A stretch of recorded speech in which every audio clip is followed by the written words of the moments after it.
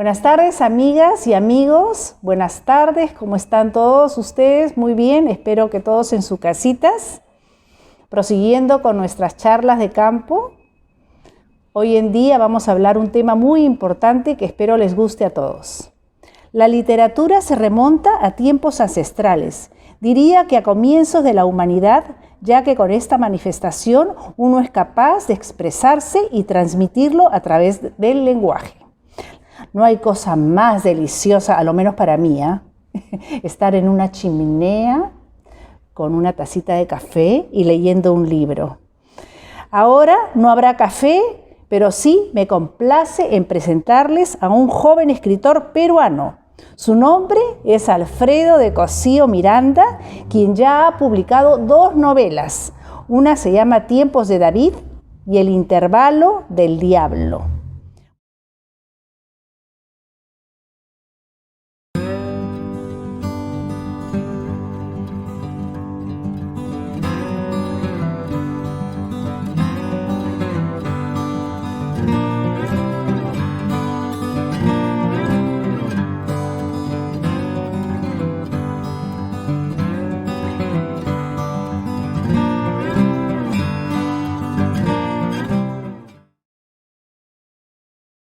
Sin más preámbulos y sin mucha cháchara, vamos a comenzar a entrevistar a Alfredo de Cosío. Hola Alfredo, ¿cómo estás? Espero que muy bien. Bienvenida a nuestra casa aquí en Campo Abierto. Muchas gracias por la invitación. Hola a todos. He podido ver que estudiaste en la Universidad de Lima Comunicaciones, pero antes estudiaste literatura en la Universidad Pompeu Fabra. Mira, qué interesante. Quisiera que nos cuentes un poquito acerca de cómo así de chico te picó ese bichito de la literatura. ¿Nos podrías decir un poquito más o menos de eso? Sí, a ver, o sea, yo desde que era muy chico, mi primera pasión no fue la literatura, fue el cine, pero que obviamente tiene que ver pues con la narrativa, ¿no? Con la narración. Veía muchas películas de niño, incluso veía películas que no eran para niños, que eran más para adultos, porque estaba muy interesado de ver la técnica, de la narración, de la dirección, y eso me llevó a estudiar comunicaciones. Y en la carrera sí escribía, estuve muy interesado en escribir, dirigir cortometrajes.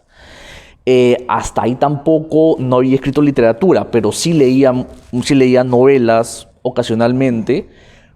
Pero luego ya después de muchos años me reenganché con la novela, me reenganché con la literatura y empecé a leer un montón. Y llegó un punto en que me di cuenta que para mí ya no era suficiente solamente leer. Tenía que retomar un poco lo que ya había venido haciendo en la universidad, que era escribir. Y me propuse, sin ningún tipo de experiencia previa, ni preparación, me propuse escribir una novela que terminó siendo Tiempos de David. Y de niño, por ejemplo, cuando estabas en la edad escolar, tus primeros años de niño, ¿también fantaseabas un poco con tu imaginación o no? Sí. ¿O el bicho te vino después? Creo que sí. Por ejemplo, si en el colegio, yo me acuerdo que en quinto de primaria, a los 11 años, yo me acuerdo que nos mandaban escribir una pequeña historia, a mí se me ocurría hacer una pequeña película. Entonces, como que siempre quería explorar un poco más. Pero escribir en serio, efectivamente el bichito llegó un poco tarde. Llegó en mis 30s. Ah, sí, mira tú, sí, claro, porque eso, claro, después ya va llegando, ¿no? Y claro, tú estudiaste comunicaciones porque te gustaba todo lo que era relacionado al tema de las películas. Exacto. Porque tiene relación una cosa con la otra. Sí, efectivamente yo estudié comunicaciones en la de Lima con el objetivo principal o objetivo original de hacer cine o de hacer televisión, pero la vida me fue llevando por otros caminos y me terminé dedicando al marketing digital y a las telecomunicaciones que nada que ver con lo que tenía pensado antes. Uh-huh. pero siempre ese bichito del que estamos hablando, ese bichito estaba ahí, estaba ahí, estaba ahí. Y cuando me metí a leer en serio literatura, y literatura, digamos, de la considerada vanguardista, de la considerada posmoderna, más de fines del siglo XX, siglo XXI, me di cuenta que el tipo de lenguaje, el tipo de historia, el tipo de registro que manejaban esos autores era lo que yo buscaba. Entonces yo dije, ok, vamos a probar a hacer algo, bueno, vamos a agarrar un poco de aquí, un poco de acá, un poco de este autor y veamos qué puede suceder, ¿no? Y ahí me mandé, y primero era como un reto personal. Claro. Se me ocurrió una historia, un personaje, lo empecé a escribir. Luego dije, ok, probemos terminarlo. Está muy bien, Lo está muy terminé, bien. luego dije, probemos publicarlo, lo pude publicar y ya, y terminé en librerías Y vamos a empezar ahora con tu primer libro, ¿ya? Tiempos de David. Más o menos hazme una cosa chiquita, un compendio más o menos de qué trata.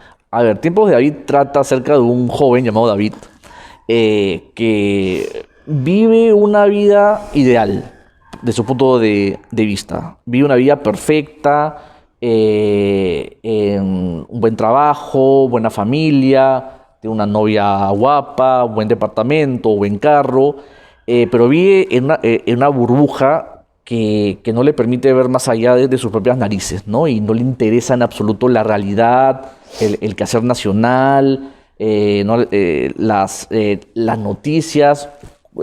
Con él nunca ha sido un problema hasta que es víctima de un acto violento que hace que esa burbuja reviente y su vida cambia completamente 180 grados y pasa de ser indiferente a la realidad a estar completamente obsesionado con la realidad, con las noticias, con la violencia, con el caos en Lima, y su vida pues entra en una especie de espiral descendiente así de caos, ¿no?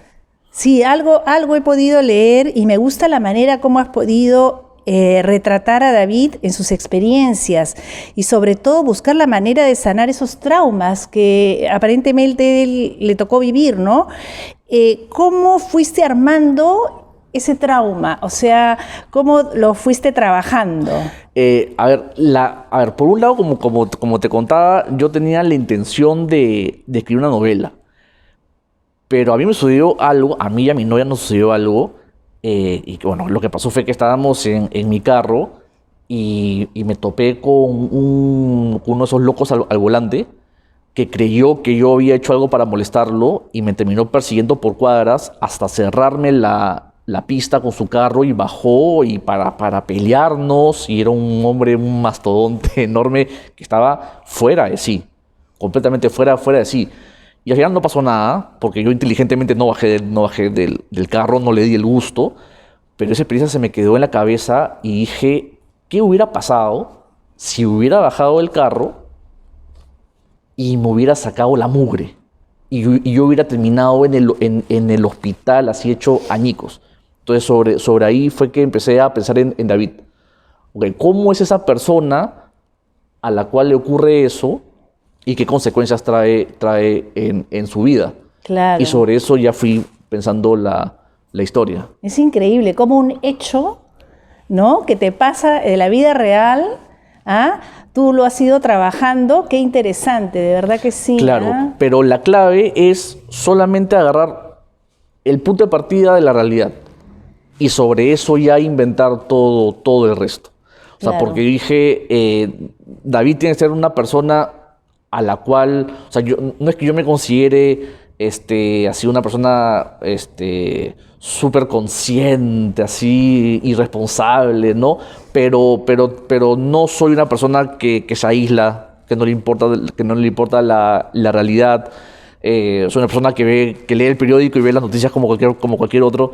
Entonces David tenía que ser todo lo contrario. Me ha gustado el cambio que hace, o sea, el cómo has cambiado a este personaje, David, que vivía en su burbuja, como muchas personas lo hacen hoy en día, ¿no? Que no salen o sea, están metidos en su burbuja y no saben lo que pasa en su entorno. Entonces, después él como que llega a tener traumas en su vida, sí, ¿no? Sí, porque termina, empieza a cuestionar su relación con su novia, cuestiona su trabajo, pierde ambas cosas, se obsesiona con su cuerpo, cree que su cuerpo no representa ese cambio, entonces se mete al gimnasio, pero como si fuera una obligación. Luego se obsesiona con las armas. Se vuelve un loco, va a los polígonos de tiro, se vuelve como que se estaba encontrando, me parece, ¿no? Un poco, ¿no? Sí, pero de una manera un poco autodestructiva. Autodestructiva. Y termina siendo parte de un plan prácticamente paramilitar de un grupo de personas pudientes, también amantes de las armas, que están planeando atacar a las bandas de criminales del Callao por afuera de la ley. Y David, perdona que te interrumpa, David al principio es una persona tímida. Es una persona no tímida, es sociable, pero sin llegar a acercarse realmente con la gente. O sea, no le interesa realmente conocer a los demás. Siempre mantiene una distancia. Ah, ya. Y después es que ya le vienen todos esos traumas y esas situaciones tan raras, ¿no? Y después, tiempos de David, ¿qué tiempo te llevó a escribir el libro? Me tomó un buen tiempo porque, como te decía, empecé escribiendo de a pocos, probando, sin estar muy convencido. Luego ya fui agarrando un poco más de vida. Y bueno, el primer borrador me habrá tomado un par de años, lo cual es un buen tiempo, porque el libro no es muy largo, pero como iba avanzando de a pocos y bien espaciados, y claro, fui acelerando mientras iba avanzando, pero en total sí. Sí, yo he visto, por ejemplo, escritores que acomodan sus tiempos, ¿no? Por ejemplo, dicen, bueno, pues voy a escribir de tal hora a tal hora, por decir de 3 de la tarde hasta las 6 de la noche, algo así. Escuché una vez a Isabel Allende en una entrevista, que ella se encierra, ¿no? Y nadie más nadie la puede interrumpir, porque es su espacio y su sitio. Claro. Y entonces tú, ¿cómo es? O te encierras también un momentito, nadie entra a este espacio, voy a escribir, o simplemente... No, la verdad que yo soy muy indisciplinado para eso. Yo escribo cuando puedo, mis jornadas de escritura son cortas porque escribir cansa. Y no es que canse solamente los dedos, sino cansa la mente, y después de una hora y media, yo termino agotado. Entonces avanzo de a pocos. Claro, y escribes en una máquina. Sí, en mi laptop. En tu laptop, ahí claro, es donde te concentras. No he entrado en el romanticismo así de recuperar la máquina de escribir o de escribir a mano, como muchos lo hacen. No, yo ahí sí soy mucho más práctico. Y también hay escritores que afirman que el escritor escribe todos los días. No importa que no tengas nada que escribir, te inventas escribir algo, pero tienes que escribir todos los días. Yo ahí sí difiero un poco, porque si yo no tengo la motivación de escribir realmente algo, y algo que quiero que esté en papel, no me obligo yo a sentarme a... ¿Tú te puedes imaginar antiguamente que no habían las máquinas de escribir ni nada? ¿Cómo hacían los escritores? Con mucha paciencia. ¿Qué tal paciencia? 1000 páginas del Quijote a pluma. No, eso, sobre todo el Quijote. Imagínate, escribir, ¿no? A lo menos a mí, cuando yo me meto a la máquina y quiero escribir algo, como que la máquina tiene un imán, porque no sé, tu imaginación desborda, ¿no? Sí. Eso pasa, sí, es interesantísimo, eso de la literatura y los libros. Bueno, vamos a ir ahora a tu segunda novela, Intervalos del Diablo, ¿no? Entre Tiempos de David y Intervalos de Diablo, ¿cuánto tiempo transcurrió para la segunda novela? A ver, para empezar a escribir, lo que pasa es que una novela tiene muchas etapas, ¿no? A ver, o sea, yo terminé de escribir Tiempos de David en el 2016, pero se publicó en el 2017, a mediados de 2017. Y empecé a escribir El intervalo del diablo en el 2017 mismo. Entonces, mira, sí, casi empalmaste. Sí empalmé. Porque, perdona, tú terminas de escribir un libro y de ahí me imagino que tienes que ir a un corrector de estilo. Claro. Ir al ¿cómo se llama? Claro, pero si te asocias con una editorial... Con la editorial te hace todo. Sí. Ya. Claro. Toda la corrección de estilo, la edición y luego la diagramación para armar cada página y el diseño, la portada, el diseño de la contraportada, todo. Y quiero retroceder a Tiempos de David un ratito. ¿Cómo hiciste la portada? A ver. Con un diseñador que trabajaba con la editorial. ¿Se te ocurrió a ti o cómo? Habían algunas, mira, la verdad que no me acuerdo, pero habían unas ideas. Que podían englobar la historia. Una era el lado de las armas, claro, que en la segunda mitad de la novela era muy importante, pero también me acuerdo que estaba la idea de que sea un bus, una combi por afuera, rodeada de carros, porque también en muchos momentos de la novela se habla acerca del caos, el ruido, el tráfico. Claro, muy bien, porque a veces eso como que jala a veces, ¿no? Tú entras a una librería, como que ves ahí la portada del libro y a lo menos yo, ¿no? Cuando quiero comprar un libro veo la portada y de ahí me voy al final para más o menos estudiar quién es el que escribe, ¿no? Bueno, nos desviamos un poquito porque ya íbamos a ir a Intervalos del Diablo. Ahora sí, dime de qué más o menos trata la novela, que he podido yo leer algo, pero quisiera que nuestro público sepa de qué más o menos trata esta novela underground. Sí, algo he leído. Es una novela que muestra un sector de la sociedad que el 99.9 de las personas no sabe que existe, y los pocos que saben que existe, pues terminan rechazando a esta gente. Trata acerca de Marco, y es un guitarrista de black metal noruego, que es un subgénero del heavy metal de los más extremos. ¿Y por qué Noruega? Porque nace en Noruega. Ya. ¿A ti se te ocurrió o es No, eso existe. ¿Existe? Es real. Es real. Ya. Claro, es un subgénero del heavy metal que existe y que son bandas que a inicios de los 90, este subgénero apareció a inicios de los 90, y es la única banda, el único subgénero de heavy metal que las bandas originales sí se consideraban realmente satánicas y anticristianas. Entonces en Noruega quemaban iglesias, hubieron asesinatos, era gente que, o sea, como se dice, no eran pura pose. Realmente vivían el mensaje que transmitían en sus canciones. Definitivamente todos los días aprendo algo. Sí. Y entonces, pero ese subgénero, digamos que se fue popularizando por el mundo, y en Perú, en la vida real, existen bandas como esas que hoy salen a tocar con cruces invertidas, pintados de negro y blanco en las caras. Sus letras, por ejemplo, ¿sus letras son apología a algo? Sí, suelen ser paganas, anticristianas, de índole así, de temáticas así, oscuras. Y entonces yo me di con la sorpresa hace unos años que estas bandas, o sea, que existían bandas como estas acá en Perú, y se me ocurrió la idea de escribir acerca de eso, y pensé en Marco, este chico que en la movida se le conoce como Satana, guitarrista de la banda Ultra Inferno, pero que él está viviendo un conflicto interno, un conflicto existencial. Se está aburriendo del black metal noruego. ¿Se está qué, perdón? Aburriendo del black metal noruego.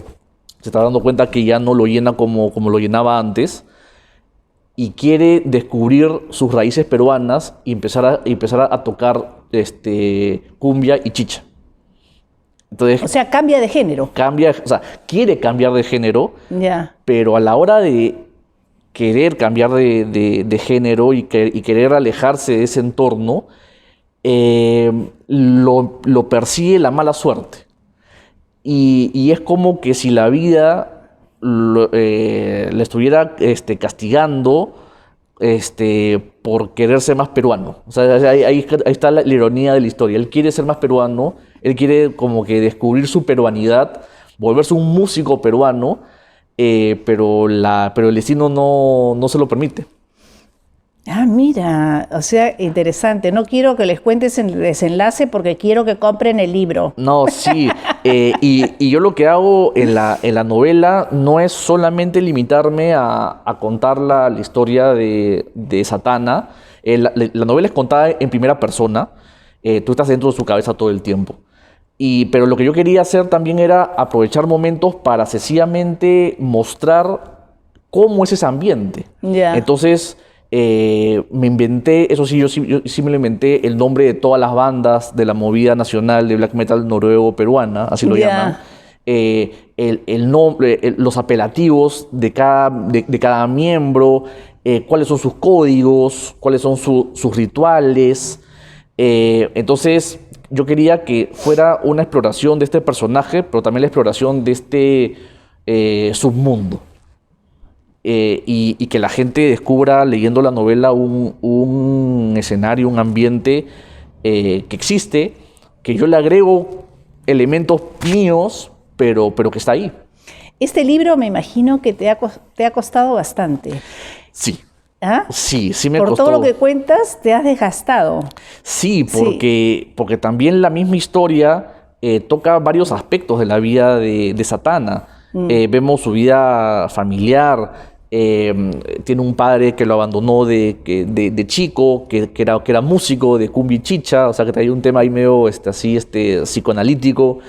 La relación con su banda, con su entorno, con su ex enamorada. Entonces eran muchos aspectos y termina siendo parte de una conspiración internacional que gira en torno... Ah, ya a plano internacional va la cosa. Sí, que es una conspiración internacional que gira en torno, y lo acá puede ser un poco extraño, gira en torno a un pedazo de cráneo del cantante de la banda más famosa de black metal que se suicidó. ¡Ah! ¡Qué fuerte! Entonces dicen que alguien agarró los pedazos de su cráneo y los repartió por el mundo y él termina teniendo uno de esos pedazos. Mira, qué interesante. Entonces él quiere alejarse de ese ambiente, pero hay como una fuerza invisible que lo sigue jalando. Es como la mafia, ¿no? Claro. Que uno quiere alejarse, pero nunca se puede. Algo parecido, ¿no? Entonces la historia es un poco oscura. Apasionante, pero oscura. Por eso Sí, decía yo un poco desde el tétrica. principio, bien underground, ¿no? Sí. ¿Y te gusta a ti el heavy metal o...? Me encanta. Ah, ¿te encanta? Me encanta todo tipo de heavy metal, mientras más Ah, no heavy, es a raíz mejor. de la novela, o sea, tú lo traes desde antes. No, es más, la novela tiene pequeños pedazos de lo que vendría a ser una novela ensayo, porque él al contarte su historia, al contarte quién es y qué es lo que hace, hay momentos en las que yo como autor explico de dónde nace el heavy metal. El Intervalo del Diablo es una serie de 3 notas musicales que se escribieron desde la Edad Media, pero que fue prohibida, pero fue un tritono, se le llama, que fue prohibido de tocar por siglos porque decían que invocaba al diablo. Ah, ya. Entonces, a finales de los 60s, en Birmingham, Inglaterra, un joven obrero agarró su guitarra, tocó esas 3 notas e inventó el heavy metal. Y ese hombre es Tommy Iommi, guitarrista de Black Sabbath. Ya. Entonces, dije, ese es el perfecto nombre, ¿no? Entonces, lo que hago es también contar la historia del heavy metal, describir las características de los diferentes subgéneros, las bandas. Entonces, tiene una parte, o sea, uno lee la novela y también aprende de algo. Pero por supuesto que sí, claro. Esa es la idea, ¿no? Porque a veces, o sea, para coger un libro es también interesante aprender todo y que te deje enseñanzas, ¿no? Exacto. Este libro, por ejemplo, ¿qué enseñanzas más o menos te puede haber dejado? Wow. O que les puedas transmitir a las personas. Yo creo que lo que la gente puede sacar de este libro es que las personas que uno más considera que pueden ser antisociales y que pueden estar más desadaptadas, tienen mucho, o sea, se parecen mucho a uno. O sea, Sí. que pueden tener las mismas inseguridades, los mismos anhelos, las mismas virtudes, los mismos defectos. Pero la novela no trata de ser aleccionadora, porque no va mucho con mi estilo, sino tiene un tono bien irónico y bien Pero ácido. eso también es simpático, eso también es bonito cuando tú lees un libro así y ves cosas Sí, irónicas. yo soy de la idea, por lo menos eso se ve en mis dos novelas. O sea, toco temas serios. O sea, un tema es la violencia, el caos, los medios de comunicación. La otra es la búsqueda de la identidad, la alienación. Pero siempre busco verle el ángulo irónico. Ya. Trato de nunca tomarme tan en serio lo que escribo, porque la vida es drama y comedia. Claro. Y yo creo que una novela, sin importar el tema, tiene que tener un poco o sea, tiene que tener algo de ambas para que sea realmente humana. Claro, no, sí, y eso además te ayuda a seguir leyendo la novela y te interesa, ¿no? Sí, sí, por supuesto. Cuéntame, Alfredo, yo sé que tú paralelamente a tus escritos que haces, también eres profesor, Sí. ¿no? Eres profesor de un colegio. A ver, cuéntame un poco eso, cómo estás ahora con la cuestión de la pandemia y enseñando Bueno. clases vía Zoom. Siguiendo con el tema de la ironía, Sí. en mi caso fue bien peculiar porque, como te contaba, yo estudié comunicaciones, yo no estudié docencia. La docencia apareció y descubrí que me gustaba a raíz de la maestría. Porque cuando yo estaba ahí sentado como alumno, parte de mí pensaba qué bacán sería en un momento estar del otro lado y poder transmitir esos conocimientos que en ese momento yo estaba captando y aprendiendo. Entonces, cuando volví a Lima, en fines del 2018, me contacté con el Santa María, que es mi ex colegio. Yo soy Ya. exalumno de Santa María. Y justamente el director general y el director académico fueron profesores míos. Y me senté con ellos a conversar y me dieron la oportunidad. Primero, me probamos como profesor de taller extracurricular de expresión escrita, ¿no? de escritura. Y en el 2020 ya me contrataron como profesor a tiempo completo. Pero duré una semana y media en el colegio y luego nos mandaron a todos a nuestras casas. Entonces, Ay, Dios. ¿Y qué siento cosa que, enseñas? ¿Qué enseñas? comunicación. Comunicación. Comunicación en primero de secundaria y en tercero de secundaria. ¿Y cómo te va con la pandemia y La verdad los que chicos? por mi lado yo me acostumbré rápido. Ajá. Tiene sus comodidades: despertarse, bañarse, cambiarse, caminar unos metros y llegar a tu puesto de trabajo. ¿No? Pero sí se pierde ese contacto, ¿no? Con los chicos.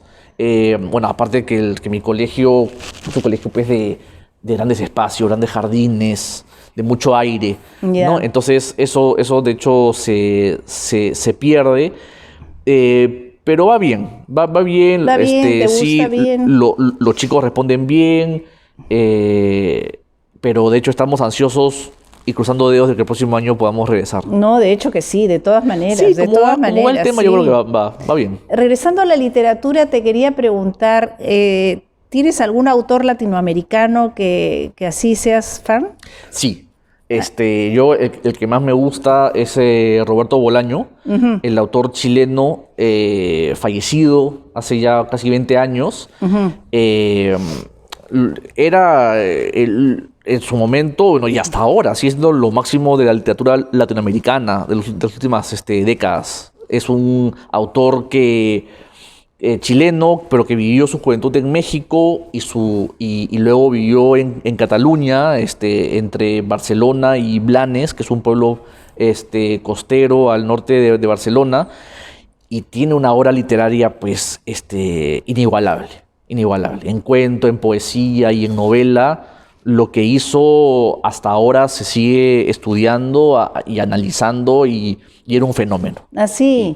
Y sí, Qué bueno. me estoy terminando toda su, primero toda su obra narrativa en novela, y luego he estado leyendo un poco desde su poesía, pero sus novelas son increíbles. ¿Y cuál va a ser tu tercera novela? A ver, sorpréndenos. Ya está casi terminada. ¿Todavía no puedes decir el nombre?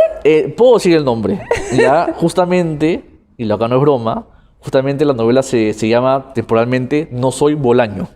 Ah, mira, ya. Porque trata acerca de los... O sea que vino a pelo la pregunta que Sí. te hice anterior. Sí, y no ha sido ensayado. No ha sido ensayado, ojo, No, ¿ah? no ha sido ensayado. Trata acerca... son los recuerdos, los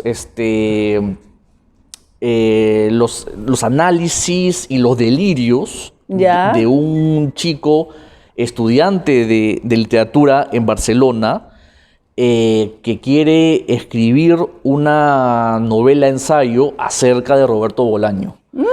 Entonces, no es que sea autobiográfico, Ya. porque este personaje está un poco mal de la cabeza. Y tú no lo estás, y yo obviamente. Yo no lo estoy. Entonces, quiere escribir, pero nace de sí mismo tal egocentrismo y tal narcisismo que lo único que hace es hacer paralelos entre la vida de Bolaño y la propia. Mira. Entonces, más que terminar hablando de su autor preferido, termina hablando de sí mismo. Y como es un personaje que no está muy bien de la cabeza, es el típico narrador poco confiable. Ya. Entonces, lo que él te va contando puede que sea un poco exagerado, puede que no se ajuste mucho a la realidad. Y la novela de lo que va a tocar, o sea, lo que va a tratar es un poco de la inmigración, un poco del desarraigo, el hecho de estar en una ciudad, en un país que no es el tuyo, sentirte un poco ajeno, sentirte siempre el otro. Y otro tema, un tema, bueno, fundamental es la misma literatura, que Claro. eso pues ya estaba cantado. Y otro tema también es un poco Latinoamérica. ¿Cómo es que se siente mucho Latinoamérica, ¿no? O sea, cuando uno vive en Europa, uno ve Latinoamérica y se da cuenta, pues, todos los problemas que tiene, ¿no? La violencia, el desorden, las crisis Ay, sí. económicas. Por todos lados. Entonces tiene también un poco de eso, ¿no? Ay, qué interesante. ¿Y cuándo más o menos va a dar a luz esa criatura? Bueno, lo que pasa es que cuando termina el autor de escribir la novela, para dar a luz ya no depende tanto de él, porque depende de si lo puedes publicar. Claro, pues verdad que hay bastantes cuándo. Hay steps muchos factores. que van, ¿no? Exacto. Claro exacto. que sí. ¿Y qué sientes tú cuando, por ejemplo, vas a una librería y ves tus libros ahí? ¿Qué hay? Surrealista. ¿Ah? Para mí es Algo hasta ahora es surrealista. surrealista. Claro. Hasta ahora veo y tomo foto. Toma foto, pero Sí. por supuesto uno debe sentir ahí, ¿no? Chinita la piel. Sí, no, la primera vez fue increíble. Claro. Entré al Virrey, Ya. por acá nomás, y vi Tiempos de David, que no sabía que ya estaba, y fue como que, así, fue una impresión fuertísima, que claro, luego ya te vas acostumbrando un poco. No, pero sí, qué emoción. Pero sí, no, es emocionante. ¿Y dónde están tus libros para que la gente pues pueda comprarlos, no? Bueno, está en varias librerías. Está, a ver, en las mejores, las que yo Ya. considero las mejores, El Virrey, Comunitas, que está en 2 de Mayo en San Isidro, Librería Sur, que está en Pardo y Aliaga, y también está en Book Vivant, en Dazo, Ya. Books and Company, que queda en el Centro Comercial El Polo, y otras más, como Estruendo Mudo, Escena Libre, que está en el Centro Cultural de la Católica, y más. Amigos lectores, por favor, no hay pretexto para no leer. Papelito, papelito, no hay cosa más linda que el papelito. Sí, olvídese de la maquinita. Es bueno leer, es bueno leer. Sí o no, claro que sí, por supuesto. Antes de la entrevista estábamos hablando de los booktubers, ¿no? A ver, cuéntame un poquito de eso, porque la gente de repente no sabe de qué cosa es eso. Bueno, sí, a ver, o sea, una consecuencia de las redes sociales es que los medios de comunicación se democratizaron, entonces cualquiera puede ser promotor, cualquiera puede ser hasta periodista, ¿no? Entonces hay esta legión de lectores y amantes de la literatura, llamados los booktubers, que lo que hacen es promover literatura, lo cual es espectacular. ¿Y tú te inscribes? ¿Cómo es? ¿O puedes... Es como seguir a cualquier persona en Instagram o en Facebook o en YouTube. La sigues y listo. Entonces, cuando tú entras a Instagram, te puedes encontrar con sus publicaciones o buscar de frente al booktuber y ves lo que publican. Y suele ser gente joven, lo cual es buenísimo porque demuestra que no todo está perdido, que la juventud, que parte de la juventud lee. Pero suelen ser gente joven y muy atraída más que todo por la literatura más clásica y más tipo de género puro. Yeah. O sea, hoy en día la vanguardia va más por justamente mezclar los géneros, mezclar los estilos. Pero muchos de estos booktubers van más por la novela romántica, la novela clásica, la novela de terror, de suspenso, novelas de género que cumplen reglas, digamos, específicas. Y bueno, yo lo que he hecho con varios y varias de estas booktubers es alcanzarles mi novela, diciéndoles esto es algo distinto, un poco más oscuro, no es lo que suelen leer. Y es más, hay una chica que me dio mucha gracia, que está especializada en novelas románticas y sacó un video en Instagram así diciendo: me ha llegado esta novela, y comencé el video diciendo: porque no todo es romance y no todo es amor. Tengo el intervalo del diablo. Está bien, ¿eh? Buena propaganda, está Sí. bien, está bien, está bien. Qué bueno. Oye, Alfredo, me ha encantado entrevistarte. No, gracias. Me he sentido súper cómoda contigo. No, yo también. Sí, de verdad que sí, o sea que... bueno, será para una próxima oportunidad, de repente, para el tercer libro, volverte a entrevistar, me encantaría, para que nos sigas contando tus aventuras, ¿no? Que es siempre lindo escucharte. Y a ustedes, amigos y amigas, nuevamente muchas gracias por habernos escuchado en estas charlas de campo. No se olviden, vamos a estar nosotros semanalmente con grandes personajes del entorno. No se olviden de buscarnos a través del Facebook, de Instagram, como Asociación Cultural Campo Abierto, que siempre tendremos novedades para ustedes. Y nada, gracias.